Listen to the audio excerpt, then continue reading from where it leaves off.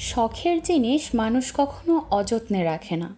নিজের জানা সব যত্নের কৌশল সেই জিনিসের উপর প্রয়োগ করে। শখের কেনা বইগুলো রোজ পরিষ্কার করে আলতো হাতে একটু গুছিয়ে রাখে, মাস কয়েক বাদ দিয়ে দিয়ে রোদে শুকাতে দেয়। ছোটবেলায় কেনা শখের জ্যামিতি বক্সটা রেখে দেয় খুব যত্ন করেই, শুকনো কাপড় দিয়ে মুছে। পছন্দের যে গাছটা তার কাছে গিয়ে দিনে কয়েকবার ওকে দেয়াই লাগে।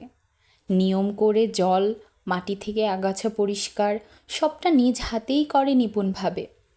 পছন্দের যে ফুল তা চোখের সামনে দেখলে হাত বুলিয়ে দেওয়া ছাড়া যেন শান্তি মেলে না। মাথা বাঁকিয়ে যতক্ষণ দেখা যায় চেয়ে থাকে। শখের প্লেলিস্টটা মন খারাপের সঙ্গী হয়। আকাশ দেখার সময় অন্যগুলো বাদ দিয়ে ওই গানগুলো বাজানো চাই। শখের ড্রেসটা এত যত্ন পায় যে ওটা পুরনো হয় না কখনো। আলমারিতে ওর পাশে একের পর এক ন্যাপথলিন দেওয়া থাকে।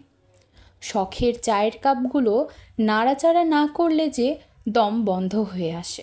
ওগুলোর জন্য বরাদ্দ থাকে অন্য একটা থাক।